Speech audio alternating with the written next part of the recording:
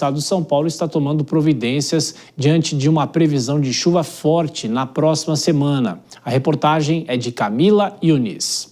Exatamente, temperaturas elevadas aqui na capital paulista. Tivemos recorde na última quinta-feira, 35,9 graus Celsius de máxima lá na estação Mirante de Santana. Foi a temperatura mais elevada desse ano de 2025 e a maior temperatura para um mês de dezembro dos últimos 64 anos. Para os próximos dias, a tendência ainda é de temperaturas mais elevadas, acima dos 30 graus Celsius. No entanto, teremos o retorno da chuva. Tem uma frente fria se deslocando na região sul do país, vai atingir aqui o sudeste, só que essa frente fria, ela não diminui as temperaturas, mas provoca chuva. A Defesa Civil emitiu alerta a partir da próxima segunda-feira para chuva em todo o estado de São Paulo, aquela chuva em caráter de temporais. Inclusive, a Defesa Civil promoveu hoje uma reunião junto do governador de São Paulo, Tarcísio de Freitas, Corpo de Bombeiros, prefeitos de vários municípios do estado de São Paulo, incluindo o prefeito da capital paulista, Ricardo Nunes, para alertar sobre essas chuvas. O coordenador estadual adjunto da Defesa Civil, Coronel Araújo Monteiro, ele detalhou um pouquinho sobre essas ações. Vamos acompanhar. Nós teremos já a partir de 29, segunda-feira, e também no dia 30, uma possibilidade de chuva que já vai atingir o estado, aí principalmente a região do interior do estado, região de Presidente Prudente, que poderemos ter alguns volumes mais expressivos e pode vir também com vento, com granizo, nessa região do estado. A chuva se espalha e pega um pouco mais também quase todo o estado de São Paulo, a divisa com o Paraná também. E do dia 31 deve dar uma amenizada a chuva. E depois, já dia 1º, dia 2 até dia 4, nós temos aí mais um sistema que vai entrar aqui no estado e pode trazer um pouco mais de chuva, até com volumes mais expressivos, principalmente para o litoral. Já a partir do dia 29 nós vamos montar o gabinete de crise aqui do nosso centro de gerenciamento de emergência, do dia 29 até o dia 4. E se necessitar, podemos estender ainda mais o gabinete de crise. Bom, essa reunião foi realizada às portas fechadas, lá no Palácio dos Bandeirantes. E segundo o coronel Araújo Monteiro, houve uma cobrança muito enfática por parte do governador Tarcísio e do prefeito Ricardo Nunes com relação à Enel, porque as concessionárias de energia elétrica também estiveram presentes durante essa reunião. Vamos ouvir um trechinho. Implantamos nosso gabinete de crise, a gente traz, inclusive, representantes dessas concessionárias para ficarem aqui e atuarem conosco no gabinete de crise, para que possamos facilitar aí o acionamento e ter uma resposta mais rápida aí às necessidades da população. O governador especificamente cobrou aí, principalmente da Enel aqui na capital, o prefeito de São Paulo também conversou sobre isso, para que principalmente a Enel aqui, na região metropolitana que ela atende, tenha um reforço aí no seu efetivo aí nesses dias de chuva. Bom, o coronel também falou a respeito da situação dos mananciais. A gente tem o sistema Cantareira, que é o principal sistema que abastece a região metropolitana de São Paulo, operando com 20% da capacidade. É um índice muito baixo aí para esse período que nós estamos, já um período mais chuvoso. E ele disse que pode ser que essa chuva consiga ajudar a aliviar um pouco os mananciais, né? Pelo menos estabilizar. Mas é necessário que essas precipitações elas caiam no lugar exato. Então a gente tem esse alerta aí de chuva para a próxima semana. É importante ficar atento a esses alertas das defesas civis. Já no Rio de Janeiro, as altas temperaturas deixam a população em alerta. Quem traz os detalhes, repórter Rodrigo Viga.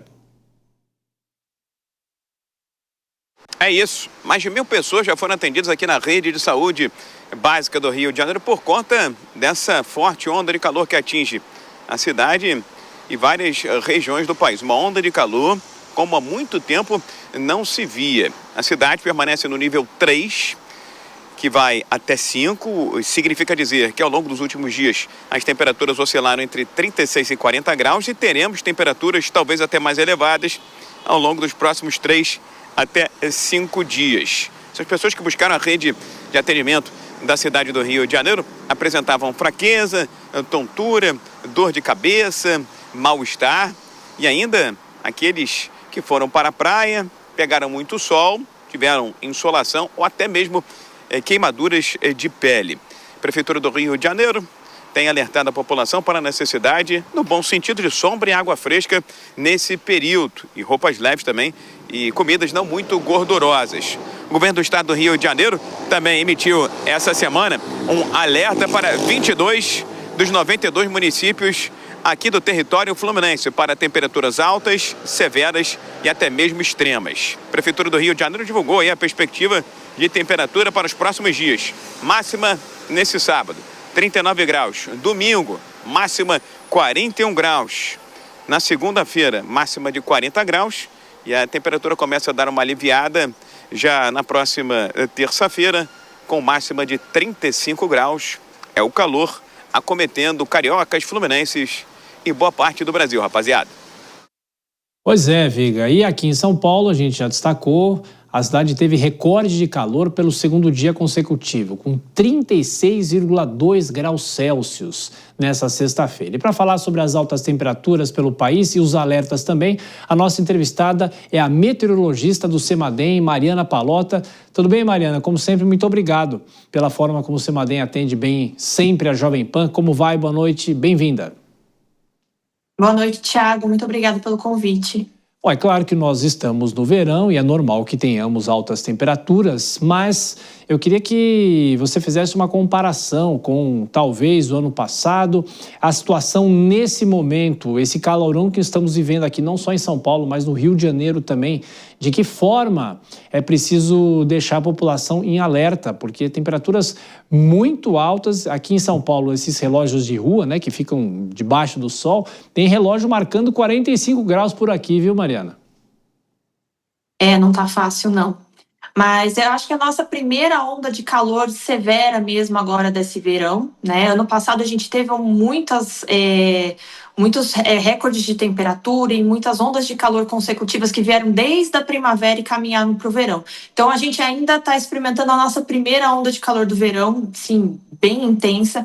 Então acho que começamos aí um pouco mais tarde, mas ainda assim bastante incômodo, né? Temos temperaturas máximas bastante altas, né, durante as tardes. As mínimas também estão bastante altas, então isso também preocupa, porque o corpo não consegue descansar, né? Então a gente não tem aquele refresco da noite. Agora, hoje, entre hoje e amanhã, a gente tem um aumento aí da possibilidade de pancadas de chuva. Hoje a gente já teve alguns lugares com algumas pancadas de chuva ainda isoladas, mas que podem trazer algum refresco no final da tarde. Mas, de qualquer maneira, essa situação deve persistir até segunda-feira, pelo menos.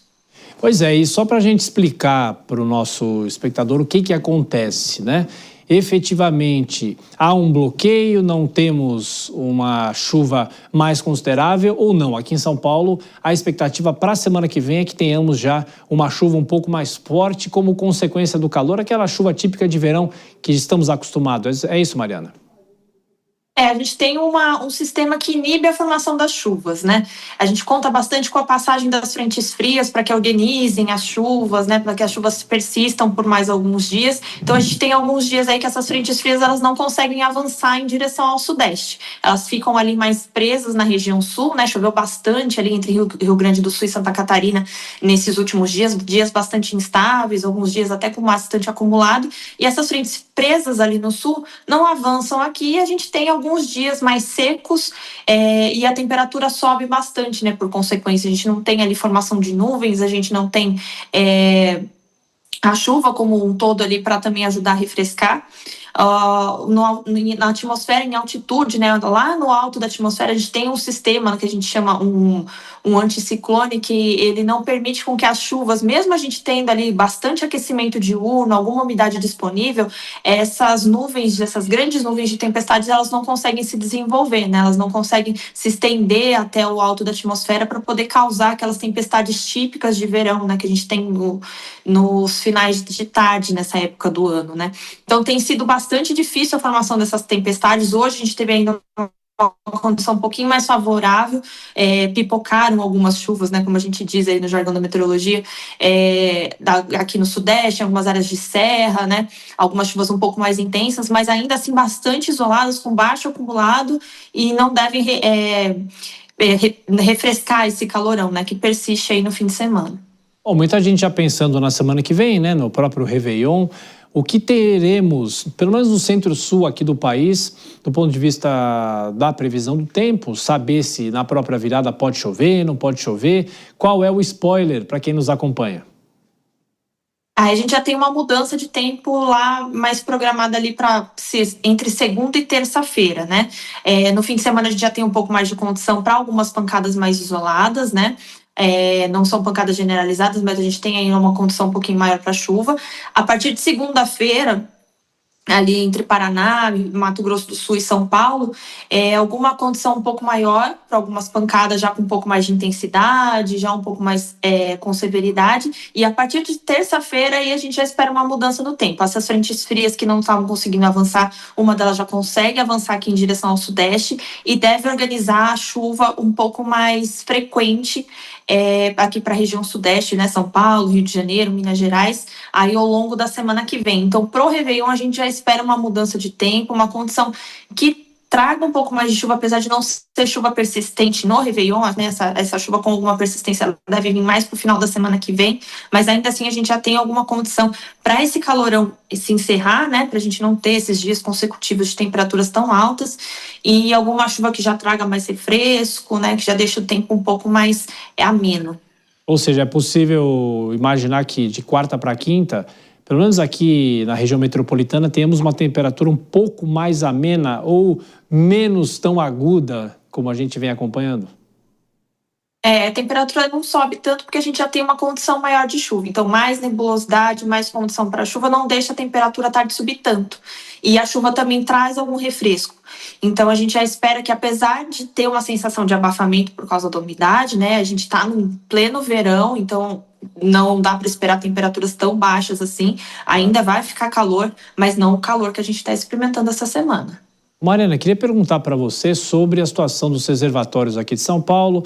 O sistema Cantareira nos últimos dias melhorou um pouquinho a situação, né? Parou de cair e não caiu com tanta constância, frequência, mas está mais ou menos na reservação de 20%. Eu pergunto para você, eu lembro muito, claro, da crise de 2014 e 2015, que às vezes chovia muito aqui na capital paulista, mas o Cantareira não se alterava, porque o Cantareira não está no meio aqui da cidade, né? Existe alguma previsão para as próximas semanas, até já para o começo de janeiro? Será que essa situação aqui em São Paulo começa a se reverter ou o verão terá ainda chuva abaixo do normal? O que é possível projetar para os próximos meses? A previsão climática para o verão indica ali a chuva aqui na região sudeste, né, englobando aqui São Paulo, região do Cantareira, algo em torno da média, ligeiramente abaixo da média. Então a gente não espera que essas chuvas ultrapassem a média durante o verão. Então isso é um pouco complicado na questão dos reservatórios. E outra característica desse verão que a gente já tem observado, né, a gente observou agora nesse primeiro mês de dezembro, esses períodos intercalados entre bastante chuva e aí depois vem um período de seca. Então, fica um pouco difícil você ter, né, aquela constância de chuva que ajuda a encher reservatório. As pancadas de chuva, essas pancadas de chuva que acontecem durante a tarde, né, essas pancadas mais isoladas, elas dificilmente ajudam a subir nível de reservatório. A gente precisa de uma situação de chuvas mais persistentes, de chuvas mais volumosas, que normalmente ocorrem quando a gente tem aqueles corredores de umidade, zacas, né, que é um sistema bastante comum aqui na região sudeste no verão, que é a zona de convergência do Atlântico Sul, que é uma banda de nebulosidade que permite que a chuva persista por vários dias. Então, isso tende a acontecer, mas ainda assim a gente vai ter períodos como essa última semana que a gente experimentou, de tempo mais seco, de pancadas bastante isoladas e com baixos acumulados que não ajudam em nada a situação hídrica aí do Cantareira. Bom, então só reforçando em relação ao calor, quais são os alertas que o CEMADEM faz, para quais cidades, para quais capitais especificamente que teremos nesses próximos dias ainda um calor muito agudo, bem acima da média talvez, e claro, as pessoas têm que tomar cuidado, se hidratar, evitar exercícios nesses horários mais complicados, não é, Mariana?